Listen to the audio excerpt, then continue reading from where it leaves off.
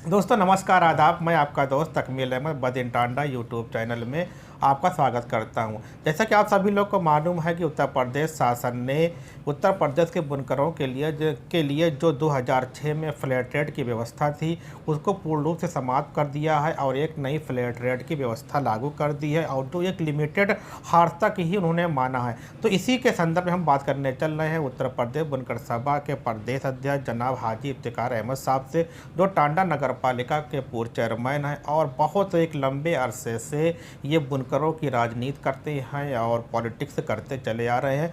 अब सर जो नया जियो आया है, आपको क्या लगता है कि जो एक छोटा बुनकर है, मध्यम वर्गीय बुनकर है, क्या सर्वाइव कर पाएगा? सबसे पहले तो आपका बहुत बहुत शुक्रिया और आपके चैनल का भी शुक्रिया। और आपके चैनल के माध्यम से मैं पूरे प्रदेश के सभी बुनकर भाइयों का सबसे पहले मैं उनका शुक्रिया अदा करना चाहता हूं कि फरवरी 2018 से हमने आंदोलन शुरू किया था बुनकरों को राहत दिलाने के लिए। बीच बीच में राहत मिली भी और इसमें तमाम बुनकर भाइयों ने हमें कुर्बानियाँ अपनी पेश किया। 1 महीने से ऊपर में पावलूमों को बंद रखा, उनके कुर्बानियों को फरामोश नहीं किया जा सकता है। और सरकार ने जो उनका वक्तव्य आया है माननीय मंत्री जी का, उन्होंने भी यही कहा कि बुनकरों ने जो हड़ताल किया था उनसे हड़ताली लोगों से बातचीत करके एक नतीजा निकाला गया है। और लेकिन कुछ मुझे तकलीफ़ भी है। तकलीफ़ इसकी है कि हमारी ख्वाहिश थी कि सभी को फ्लैट रेट मिले और पुराने जो तरीका है जिस तरीके से 2006 में हमें मिलती थी उसी सिस्टम से हमें मिले। लेकिन चलिए ठीक है, आप 5 किलोवाट तक किया, कोई बात नहीं है। फिर आगे हमारा संघर्ष जारी रहेगा, आगे के लिए हम प्रयासरत रहेंगे और आवाम बुनकर आवाम की खिदमत करने का लक्ष्य मेरी ज़िंदगी का है और हमेशा मैं उसके लिए तैयार रहता हूँ। आगे जो भी ज़रूरतें पड़ेंगी, जिस तरीके से भी हमें संघर्ष करने की ज़रूरत पड़ेगी, हमारी बुनकर आवाम जिस तरीके से भी हमसे कहेगी, हम इंशाअल्लाह उस संघर्ष को और आगे बढ़ाएंगे। हम मायूस नहीं हैं, ना ही हिम्मत हारे हैं। इंशाअल्लाह संघर्ष जारी रहेगा। और ये जो जियो जारी हुआ है इसके बारे में मैं कहना चाहता हूँ कि माननीय मुख्यमंत्री जी ने एक मरतबा मेरी भी उस दौरान आंदोलन के दौरान मुलाकात हुई, या हमारे बनारस के साथियों ने जब वो बनारस गए तो वहाँ पर कुछ लोगों ने मुलाकात किया, या जो भी हमारे नेता कभी कभार उनसे मिले, तो माननीय मुख्यमंत्री जी ने हमेशा यही एक बात कही कि हम आपको 2006 से भी अच्छा हम व्यवस्था देना चाहते हैं, उससे भी अच्छी योजना देंगे हम आपको। इसीलिए 2019 की योजना को उन्होंने रोक रखा था। लेकिन जिस तरीके से 6 अप्रैल को जो जियो आनन फानन में जारी किया गया वो कहीं ना कहीं तकलीफ़ देह है। और ये जियो कहीं से भी बुनकरों के हित में नहीं है, चाहे हमारा 5 किलोवाट तक का बुनकर हो या ऊपर वाला बुनकर हो। इसलिए कि माननीय मुख्यमंत्री जी की जो मंशा है उसके विपरीत है ये। मैं साफ इस बात को कहना चाहता हूँ कि जो अपर मुख्य सचिव हैं श्री अमित मोहन प्रसाद जी, इन्होंने जनता बुनकरों को भी गुमराह किया और सरकार को भी गुमराह किया। आज पूरे प्रदेश के बुनकरों में बहुत बेचैनी है कि हम किस तरीके से सर्वाइव कर पाएंगे। हम आपको 5 किलोवाट तक के जो बुनकर हैं, और एक बात और मैं बता दूं कि हम लोग 15 मार्च को, पहले तो 12 जनवरी को, 3 जनवरी को मैं अकेला खुद मिला था अपर मुख्य सचिव को। फिर उसके बाद 12 जनवरी को हम लोग एक डेलीगेशन पूरे प्रदेश के 5-6 लोगों को लेकर के हम लोग मिले, उसमें सारी बातें हुई। अमित मोहन प्रसाद का तब से ही रुख अच्छा नहीं नज़र आ रहा था। वो चाहते थे कि जो वो चाह रहे, क्योंकि माननीय मुख्यमंत्री जी ने ये कह रखा था जब तक बुनकर सहमति नहीं देगा हम किसी भी प्रस्ताव पर अपनी सहमति नहीं दे सकते। तो वो चाहते थे हम लोगों से कि जो भी वो चाहें हम उस पर सहमति दे दें। हम लोगों ने कहा नहीं, हम गलत अपने बुनकर भाइयों का जहाँ पर नुकसान होगा या बुनकर इंडस्ट्री खतरे में आएगी, हम उस फार्मूले को कभी मानने को तैयार नहीं है। बाकी जो आपकी मर्ज़ी है करना है कर दीजिए। हमारे बुनकर भाई अगर सर्वाइव कर ले गए, एक्सेप्ट कर ले गए, चल गया, हमारा शोषण उत्पीड़न नहीं हुआ, हमारा कपड़ा जो है उतना बढ़ करके बिक जाएगा, तो फिर हमें चलाने में कोई दिक्कत नहीं है। लेकिन फिर उन्होंने कहा कि ठीक है, आप, हमने कहा हम पूरे प्रदेश का मीटिंग बुलाएंगे, जो सबकी राय होगी हम वो प्रस्ताव आपको देंगे। अब 15 मार्च को हम लोग फिर मिले उनसे पूरे डेलीगेशन के साथ, और पूरे प्रदेश की एक मीटिंग बुलाया था 15 मार्च को हमने लखनऊ में, जिसमें लगभग 150-200 लोग लगभग आए हुए थे, लगभग 20 ज़िलों से लोग उसमें आए हुए थे। और फिर वहाँ से डेलीगेशन हम लोगों का 6-7 लोगों का इनसे अमित मोहन प्रसाद अपर मुख्य सचिव से मिलने गए। लेकिन उनकी बेरुखी कि कुछ लोगों ने, जिनका आंदोलन से कोई लेना देना नहीं था, जो लोग आंदोलन के विरोधी थे, जो हड़ताल के विरोधी थे, उन लोगों को उन्होंने साठ करके और एक सहमति पत्र जो ये जारी हुआ है जियो, उस पर उन्होंने सहमति पत्र पहले ही से अपना ले लिया। और हम लोग जब अपना प्रस्ताव देने के लिए गए, उन्होंने साफ मना कर दिया कि आपके प्रस्ताव की हमें कोई आवश्यकता नहीं है। और हम लोग भी अपना जो बातें कहनी थी करके चले आए कि भाई ठीक है, आपकी मर्ज़ी है। और बहरहाल जब ये हुआ कि रेट बहुत ज़्यादा है, और तो उन्होंने कहा बिजली विभाग बहुत ज़्यादा पैसा मांग रहा है। हमने अपना आंकड़ा पेश किया कि इतने में नहीं हो और कम में हो जाएगा, और हमने अपना प्रस्ताव उनको सुनाया। तो उन्होंने कहा कि हमें बताया कि बिजली विभाग फर्जी बिलिंग कर रहा है, गलत तरीके से आपसे पैसा मांग रहा है, जो कि बहुत ज़्यादा है। तो उन्होंने कहा नहीं, हमको मत दिखाइए, हम आपकी बिजली विभाग के साथ बैठक करा देंगे। हमने कहा ठीक कराइए आप। फिर उसमें बहुत सी बातें हुई और आपस में कुछ हाथ टाक भी हुए। फिर हम लोग नाराज़ होकर जब बाहर आ गए, बाहर आने के बाद फिर अमित मोहन प्रसाद जी ने मुझको फिर बुलाया कि आप बताएं। उन्होंने बुलाया और मुझसे पूछा कि बताइए आपकी बिजली विभाग के साथ बैठक कब करा दी जाए। हमने कहा जब आपकी मर्ज़ी हो करा दीजिए। उन्होंने कहा ठीक, आप फ़ोन नंबर अपना नोट करा दीजिए। फ़ोन नंबर हमने दिया उनको। उन्होंने कहा इसी हफ्ते करा दें। हम कहा बिल्कुल करा दीजिए, जब आपको मर्ज़ी हो करा दीजिए हमारी। और उस दिन के 15 मार्च के बाद से आज तक उनका कोई टेलीफोन नहीं आया, ना उन्होंने कोई बिजली विभाग के साथ हमारी बैठक कराई। और अपनी मनमानी करते हुए कुछ लोगों के कहने पर उन्होंने एक ऐसा जियो जारी कर दिया है। इससे तो ऐसा, इस जियो से ऐसा लग रहा है जैसे किसी मतलब एक ख़तरनाक माफिया को या बहुत बड़े दुश्मन को अगर उसको ख़त्म करना है तो किस तरीके से घेराबंदी की जाए, उस तरीके की इसमें घेराबंदी की गई है कि अगर बुनकर एक कदम भी इधर उधर गया तो गया ख़त्म। अब आप समझिए इसको, इस जियो का जो 5 किलोवाट तक इन्होंने किया है, 400 रुपया लूम छोटा और 800 रुपया बड़ा लूम। इसका मोटा मोटी समझिए कि 800 रुपया हार्स पावर जो आपका मीटर बताएगा उस हिसाब से पैसा लगेगा, किसी गलतफहमी में कोई ना रहे। अब 5 किलोवाट का आपका जो कनेक्शन है वो होता है 6 हार्स पावर। 6 हार्स पावर में 12 मशीनें आपकी ये चलनी हैं। अब अगर कोई बुनकर अपना बिनता है तो उसको एक वारपिन लगानी होगी और एक नरी की मशीन कम से कम मिनिमम। और भी अगर और भी कोई उसको डबलिंग करना है, कोनिंग करना है, कुछ और करना है तो भी ये स्पष्ट समझ लें हमारे बुनकर भाई कि इसी 5 किलोवाट में सारी मशीनें वगैरह सबको समाहित कर दिया गया है। उसका अलग से आपको कुछ नहीं होगा। जहाँ तक मेरी समझ है अलग से उसका कनेक्शन भी नहीं देंगे वो। सर जहाँ पे लूम चलते हैं या पावर लूम चलते हैं तो बहुत सारे व्यवस्था और करनी होती है कि उसी पे मैं आ रहा हूँ, धीरे मैं उसी बता रहा हूँ आपको कि ये सारी मशीनों, अब मान लीजिए एक मशीन लगी नदी भराई की, आधा हार्स पावर कम से कम वो ले गया। अब वारपिन आजकल जैसे हमारे यहाँ टांडा में स्टेपल विस्कोस यार्न ज़्यादा चल रहा है, तो विस्कोस यार्न चलाने के लिए कम से कम 3 हार्स पावर की वारपिन लगेगी। अगर रोटो बनता है और छोटी भीम बनेगी अगर, तब तो 1 हार्स पावर की चलेगी। और अगर बड़ी भीम बनाएंगे 2000 मीटर तक बनाएंगे तो 2 हार्स 3 हार्स की बनेगी।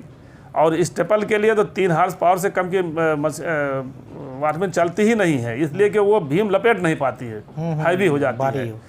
तो अब अगर हम एक ही हार्स का मान लेते हैं, वारपिन हम 3 पर नहीं जा रहे हैं अभी, 1 हार्स वारपिन और आधा हार्स हो गया आपका नरी के मशीन, 1.5 हार्स तो ये निकल गया 6 हार्स में से, बाकी बचा आपके पास 4 हार्स। 4 हार्स के मतलब 9 मशीनें हुई। अब 9 मशीनों को अगर आप चलाते हैं साथ में, प्लस बत्ती वगैरह आप इस्तेमाल करते हैं वहाँ पर, अब लूम पर बत्ती जलेगी, अगल बगल भी बत्ती जलेगी, कारखाने के बाहर भी जलेगी बत्ती, रास्ता जो होगा वहाँ भी जलेगी बत्ती, वारपिन में जलेगी बत्ती, नदी की मशीन पर जलेगी बत्ती। तो वो सब मिला करके जब आप लूम सब चलाओगे, जो आपका 5 किलोवाट है वो उसमें छूट देंगे सिर्फ 10% की। उन्होंने साफ इसमें लिख दिया है कि कुल मिला के 10% से ज़्यादा नहीं होना चाहिए। तो इसका मतलब हुआ कि 5.5 किलोवाट तक तो आपको कुछ नहीं कहेंगे। जैसे ही आपका लोड बढ़ा 5 किलोवाट के बजाय, जो जहाँ तक मेरी जानकारी है, ये जब 9 मशीन आप चलाएंगे प्लस वारपिन चलाएंगे और नई मशीन चलाएंगे तो आपका कम से कम वो 7-8 किलो वाट वो आपको दिखाएगा। तो जो भी 5.5 से ऊपर आपका दिखाई पड़ेगा उसकी पेनाल्टी लग जाएगी। अब पेनाल्टी जस्ट डबल लगाई जाती है, ये भी सुन लें हमारे भाई लोग। पेनाल्टी अगर 800 रुपया हार्स पावर है तो वो 1600 रुपया लगेगा। अब ये पेनाल्टी हो गया। अब आप मान लीजिए पेनाल्टी भी ना लगे, अब पेनाल्टी से बचने के लिए आप 9 मशीन के बजाय 2 मशीन आपको कम चलानी पड़ेगी, 7 कर देंगे। तो इसका मतलब 7 मशीन आप चला रहे हैं। अब 7 मशीन, 1 वारपिन, 1 नरिक मशीन, और अब इस पर जो बिल आएगी जो 6 हार्स पावर का आप जोड़ लीजिए। 5 किलोवाट का कनेक्शन है, 6 हार्स पावर का आपका मान लीजिए कनेक्शन है, तो 8 छक 4800 रुपया ये हो गया। और जहाँ तक मेरी समझ है, जो जियो के अनुसार मेरे दिमाग में आ रहा है कि उस पर 10% आपका लाइट एंड फैन का जोड़ेंगे, तो 4800 का प्लस 480 रुपया, 5280 रुपया हो गया ये।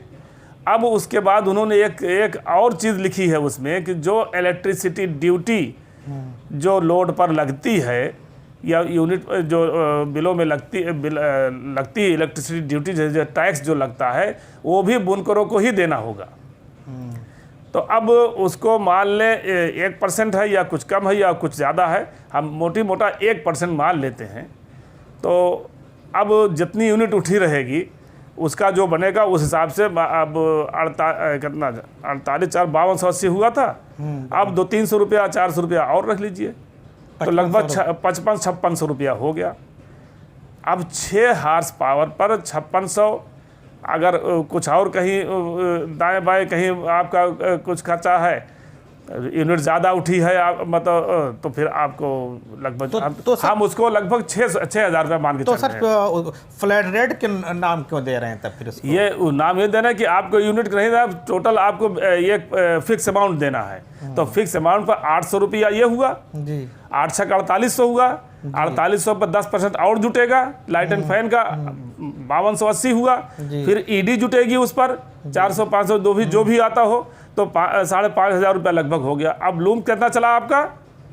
7 लूम चला। प्रोडक्शन हमारा 7 लूम पर हम क्यों जोड़ेंगे जी, हम वो जो वारपिन चल रही है, नरिक मशीन चल रही है, उससे तो हमें कोई मिल नहीं रहा है ना। तकरीबन 800 रुपया लूम पड़ रहा है। अब वो 800 रुपया लूम पड़ गया,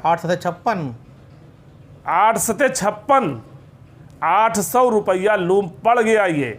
अब अगर खुदा न ख्वास्ता कभी आपका लोड बढ़ गया किसी भी वजह से, कभी मोटर ख़राब हो जाता है, कभी शॉर्ट सर्किट हो जाती है, कभी वोल्टेज कम हुआ तब भी आपका लोड ज़्यादा आ जाएगा, लोड लेने लगता है, तो वो आपको पेनाल्टी अलग से देनी पड़ेगी। और इसके साथ साथ ये भी है कि ये आपका पावर लूम चले या ना चले और देना है फिक्स आपको हर हाल में। अगर मान लो पावर लूम एकदम बंद है 1 महीना, तब भी आपको 4800 प्लस 480 हर हाल में देना पड़ेगा। ईडी भले ना देना पड़े, ईडी तो चलने पर है, यूनिट जल्दी चलेगी, तो 5280 तब भी देना है आपको जी, ये चले या ना चले, इतना आपको हर हाल में देना है। तो अब इसका आगे हल तो क्या? अब इस तरीके से हमने अभी 3 दिन पहले, हाँ कई तारीख को थी मीटिंग है, मेरा ख्याल है 3 तारीख को शायद, हाँ 5 तारीख को शायद थी, हाँ 4 या 5 को हमने लखनऊ में अभी बुधवार को, बुध नहीं जुमे को, अभी इसी जुमे को हमने जो है मीटिंग पूरे प्रदेश की मीटिंग बुलाई थी, जिसमें 10-12 ज़िलों से लोग आए थे। रोज़े की वजह से थोड़ा सा 2-4 दिनों से कम आए, लोग नहीं आ पाए, लेकिन तब भी इस रोज़े में लोग आए, इसलिए बेचैनी थी सबकी, सब आए और सब ने एक तरफ से ये मतलब इस जियो की मतलब निंदा किया है जियो की, और इसकी मुखालफत किया है लोगों ने, और साफ कहा है कि ये बुनकर विरोधी है और पावरलूम इंडस्ट्री के हक़ में नहीं है ये। इससे पावरलूम इंडस्ट्री तो ख़त्म हो जाएगी। और एक मांग हमारी है जो हम लोग उस दिन 15 मार्च को भी कहे थे उनसे जा कर के, कि जो 2006 में हमें जो फ्लैट रेट योजना मिली थी जी, उसमें उस शासनादेश में साफ साफ ये लिखा हुआ है कि किसानों की भांति बुनकरों को भी फ्लैट रेट पर बिजली दी जाएगी। तो किसानों का भी फिक्स रेट था, उसी तरीके से हमारा भी फिक्स रेट किया गया। आज जब इस बजट से अब अप्रैल 2023 से जब किसानों की बिजली फ्री कर दी गई जी, उनकी सिंचाई की बिजली 100% छूट दे दी गई, तो फिर ऐसी स्थिति में बुनकरों को क्यों नहीं दी जाएगी, जब पॉलिसी वही थी दोनों फ्लैट रेट की। ये सरकार अगर ये कहती है इसको हम फ्लैट रेट दे रहे हैं, लालीपत दिखा करके हमें बेवकूफ़ बनाना चाहती है, बिल्कुल गलत बात है ये। जिस तरीके से किसानों को फ्री बिजली मिली है, हम नहीं, अगर आप हमें फ्री बिजली नहीं दे सकते हैं तो कम से कम 2006 का वही शासनादेश ही बहाल कर दीजिए। हम तो उसमें 143 रुपया हार्स पावर दे रहे थे ना जी, तब भी हम फ्री नहीं आपसे मांग रहे हैं। हमने बल्कि यहाँ तक उनसे कहा कि आप 143 रुपये का अगर जो उस समय से बिजली का रेट बढ़ा है अगर उसको कैलकुलेट किया जाए तो कितना तब भी उस हिसाब से हमारा 143 का बहुत पड़ जाएगा, 180 रुपया हार्स पावर पड़ेगा। हम तो 200 रुपया देने को तैयार हैं, तब भी हमने लिख करके दिया था कि 200 रुपये। और ये तमाम जो शर्तें हैं, अब आपने ऐसी लिमिट बना दिया है कि हर वक्त आदमी उसको मेंटेन करने के लिए 2 मशीन कम चलाएगा। कम रखेगा। दहशत में और डर में कोई कारोबार नहीं हो सकता है, न जिंदगी जी जा सकती है। हम हम नहीं कहते हमें घरेलू बत्ती के लिए चाहिए, हम बार बार कहते हैं हमें घर के इस्तेमाल के लिए नहीं चाहिए, लेकिन कारखाने के साथ साथ हमारा गोदाम भी है, हमारे ऑफिस भी है, और कपड़ा तैयार करते वहाँ रहते हैं। हमारे कैंपस में तमाम जो है आना जाना, मतलब लैट्रिन बाथरूम बना रहता है, हमारा स्टाफ रहता है, उसी में काम करता है। कहाँ जाएगा वो? क्या हम एक एक कमरे के लिए अलग से लाइट का कनेक्शन लेंगे? ये मुमकिन है? कतई मुमकिन नहीं है ये। तो क्या सर ये सब तमाम बातें जो आपको कमियां लगती हैं, तो इन कमियों को शासन से आप बात करेंगे? आपका बिल्कुल हम बात करेंगे, और हमने उसकी शुरुआत कर भी दिया है। और जो हम लोगों ने लखनऊ में तय किया था कि विरोध किया जाए, इसको पहले सरकार के संज्ञान में लाया जाए, और हमारे पूरे प्रदेश के साथी इसमें लगे हुए हैं अपने अपने स्तर से, और उसकी पूरी जो मीटिंग की कार्रवाई हमने सरकार को भी भेज दिया है, निदेशक सूचना को भी भेज दिया है। वहीं लखनऊ से हमने सभी को ईमेल कर दिया है कि बुनकर इससे खुश नहीं है। ये अगर हम तो कहते हैं महाराज जी जो मुख्यमंत्री जी है वो हम बुनकरों के लिए अच्छी सोच रखते हैं। इस अपर मुख्य सचिव ने उनको गुमराह कर दिया, और हमारे ही बीच के कुछ लोगों की वजह से, जिनका इस आंदोलन से कोई लेना देना नहीं था, जो लोग सिर्फ एक घटिया राजनीति किया है उन लोगों ने, हमें बहुत तकलीफ हुई है।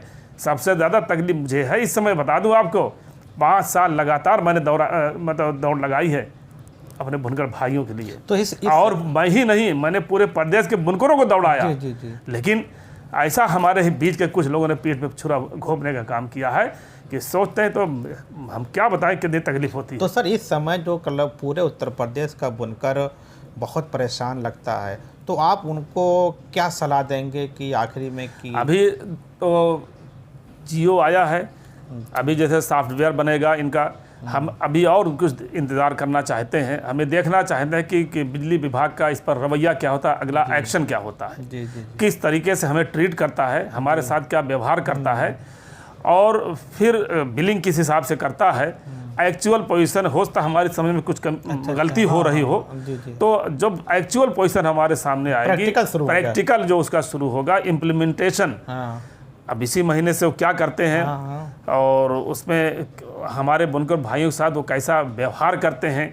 जैसा उन्होंने उसमें एक कॉलम और लिखा है कि एक कैंपस में सिर्फ एक ही कनेक्शन अलाउ किया जाएगा। तो अब बताइए, हमारा तो, हम लोग फैक्ट्री वाले नहीं हैं, हम आम बुनकर जो है हमारा पुश्तैनी कारोबार है, हम पेशेवर बुनकर हैं, हमारा ये घरेलू कारोबार है। हम उसी हमारी रोजी रोटी आजीविका उसी से, हम बचपने से हमें कोई ट्रेनिंग नहीं मिलती है, हम बचपन पैदा होते ही सीखना शुरू कर जाते हैं और वही सीखते सीखते हम कारोबार करने लगते हैं, लूम चलवाने लगते हैं, चलाने लगते हैं। जी। तो और हमारे एक जॉइंट फैमिली सभी की होती है, फिर धीरे धीरे बंटवारा होता है। हमारे पास, हमारे बुनकर भाइयों के पास इतनी बड़ी बड़ी ज़मीनें नहीं हैं कि अलग अलग जाकर के फैक्ट्रियाँ बनवाएं। तो उन घरों में जो छोटे मोटे जो रहती हैं, जो मान ली एक फैक्ट्री में किसी का चल रहा है 20 लूम चल रहा है, 2 भाई हैं, बंटवारा हो गया, 10-10 लूम आप बांट लिया गया। अब 10-10 लूम बांट लिया गया, जगह कम है जी। और अगर हम अलग उसको पार्टीशन कर देते हैं, अलग कैंपस कर देते हैं, तो लूम ही नहीं चल पाएगा। इसलिए जो कारीगर लूम चलाता है, 8-8 लूम एक कारीगर चलाता है, उसका नहीं काम होगा, 4 लूम कोई कारीगर चलाएगा नहीं, तो वो लूम बंद हो जाएगा। इसलिए वो मजबूरी हमारी होती है कि और वो मिलजुल करके एक दूसरे से सहयोग करके वो पावर लूम चलता है, आगे बढ़ते हैं। सही बात। तो हमने तो अपने घरों में गेड़ा या बंटवारा नहीं किया, लेकिन मतलब इस जियो से सरकार ये चाहती है कि बुनकरों के घरों में गेड़ा खड़ा कर दिया जाए, जिसको हम लोग आम भाषा में कहते हैं कि भाई भाई के बीच में मतलब दीवार का दरार पैदा कर दी जाए, कि वो प्यार मोहब्बत से जो हम लोग अपने कारोबार करते हैं उसको भी ख़त्म करना चाहती है सरकार। इस जियो से ऐसा लगता है। तो सर आखिर में हम हमारे बुनकरों से क्या कहना चाहेंगे? बुनकर अभी इंतज़ार करें, शांति बनाए रखें, उस पर नज़र रखें। अगर मतलब देखें क्या स्थिति बनती है, तकलीफ़ होगी, नहीं चल पाएगा, तो जैसा हमारे बुनकर भाइयों की जैसी मंशा होगी, जो ज़रूरतें होगी, इंशाल्लाह हम आंदोलन करने से पीछे नहीं हटते हैं, ना संघर्ष से पीछे हटते हैं। हम जो भी प्रयास होगा, हमारे पूरे प्रदेश के जो भी, उत्तर प्रदेश बुनकर सभा के जो भी हमारे साथी हैं, हर ज़िलों के सब तैयार हैं इसके लिए, सारा संघर्ष करने के लिए तैयार हैं। इंशाल्लाह आने वाले दिनों में हम इसके लिए पूरा प्रयास करेंगे कि जो राहत पहले थी वो राहत हमें मिले। और माननीय मुख्यमंत्री जी के यहाँ भी लगे हुए हैं, हमारे गोरखपुर के साथी परसों से ही प्रयास में हैं कि किसी तरीके से मिल करके उनसे अपनी बात कह दिया जाए कि वो चलने लायक नहीं है, ये पावलूम से ख़त्म हो जाएगा। अगर 1 महीना कोई बिल नहीं जमा कर पाया हमारा फ्लैट रेट वाला, तो मैं ऊपर की बात ही अभी नहीं कर रहा हूँ, मैं सिर्फ 5 किलोवाट की बात कर रहा हूँ। ऊपर को तो जितना जाएगा वो तो उसको कुछ कहा ही नहीं जा सकता है। उन पर भी लगभग 4 रुपये मीटर की लागत बढ़ रही है ऊपर वालों की। अभी समझ में नहीं आता कि कपड़ा कैसे बिकेगा, तो और ना इतना कोई बढ़ा पाएगा। हम अकेले हिंदुस्तान में नहीं कपड़ा बनाने वाले, पूरा हिंदुस्तान कपड़ा बनाता है और हर जगह से कंपटीशन है। तो इसलिए मैं अपने तमाम बुनकर भाइयों से कहता हूं कि सब्र करें और अल्लाह पर भरोसा रखें। इंशाअल्लाह आने वाले वक्त में ठीक ही होगा, कोशिश हमारी जारी रहेगी, हम कभी मायूस नहीं होते हैं और संघर्ष हमारा जारी रहता है। हम तकलीफ़ों को महसूस करते हैं, जो आपको तकलीफ़ हो उससे कहीं ज़्यादा मुझे है। तो ये आपके सामने उत्तर प्रदेश बुनकर सभा के प्रदेश अध्यक्ष जनाब हाजी इफ्तिखार साहब थे, जो आपको विस्तार से बताने की कोशिश किया और आज लास्ट में कहा कि आप संयम बनाए रखिए, शासन से बात होगी। और उम्मीद करता हूँ क्योंकि शासन कभी अपने नागरिकों को परेशान नहीं देखना चाहता, सिर्फ उनकी बातें होंगी, कुछ बेहतर चीज़ें निकल कर आएंगी। उम्मीद करते हैं जो 2006 की व्यवस्था है उसमें कुछ तरमीम कर हमको वही व्यवस्था फिर मिले। ओके, थैंक्स, धन्यवाद, थैंक यू।